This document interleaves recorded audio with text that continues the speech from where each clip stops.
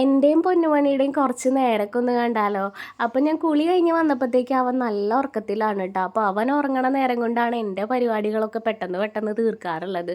അപ്പോൾ കുളി കഴിഞ്ഞ് വന്ന് ഞാൻ കഷായമൊക്കെ കുടിക്കാനുണ്ടായിരുന്നു. അപ്പോൾ അതൊക്കെ കുടിച്ച് പിന്നെ എന്തെങ്കിലും ഒന്ന് ഒരുങ്ങാമെന്ന് വിചാരിച്ചിട്ട് ജസ്റ്റ് സിന്ദൂരമൊക്കെ ഇട്ട് കുറിയൊക്കെ വരയ്ക്കാമെന്ന് വിചാരിച്ചു കേട്ടോ. അപ്പോൾ അതൊക്കെ ചെയ്ത് കഴിഞ്ഞ് ഉണ്ണീനൊന്ന് ഒരുക്കാമെന്ന് വിചാരിച്ച് വന്നപ്പോഴത്തേക്കും അവൻ എണീറ്റിട്ടുണ്ടായിരുന്നു.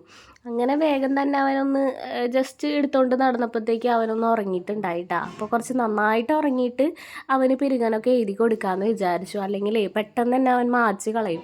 അപ്പോൾ എനിക്ക് ഇടയ്ക്ക് അങ്ങനെ പറ്റാറുണ്ട് കേട്ടോ. അപ്പോൾ അത് കൈ വെച്ചിട്ട് നല്ല കട്ടിയിൽ തന്നെ പിരികനൊക്കെ എഴുതി കൊടുക്കാനാണ് അമ്മ പറഞ്ഞിട്ടുള്ളത്. ആൺപിള്ളേരാകുമ്പോൾ നല്ല കട്ടിയിൽ പിരികനൊക്കെ വരണമെങ്കിൽ ഇങ്ങനെ എഴുതി കൊടുക്കണം എന്നാണ് പറഞ്ഞിട്ടുള്ളത് കേട്ടോ. അപ്പം അതുപോലെ ഞാൻ ഒക്കെ എഴുതി കൊടുത്ത് കവിളത്തും നെറ്റത്തൊക്കെ ഞാൻ കുത്തൊക്കെ ഇട്ട് കൊടുത്തിട്ടുണ്ട് കേട്ടോ. പിന്നെ കുറച്ച് പൗഡറൊക്കെ ഒന്ന് സെറ്റാവാനായിട്ട് ഇട്ട് കൊടുത്ത് നിൽക്കുമ്പോഴത്തേക്കാണ് ഉണ്ണി വന്നിട്ടുണ്ടായിരുന്നത്.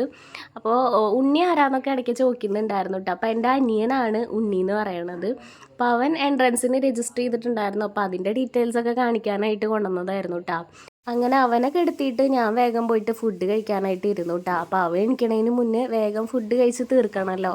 അപ്പോൾ ഇങ്ങനെയൊക്കെയാണ് ഇപ്പോഴത്തെ ഓരോ ദിവസങ്ങൾ കേട്ടോ. അപ്പോൾ നമ്മുടെ വീഡിയോസുകൾ ഇഷ്ടപ്പെടുകയാണെങ്കിൽ എല്ലാവരും ഒന്ന് സപ്പോർട്ട് ചെയ്യണേ.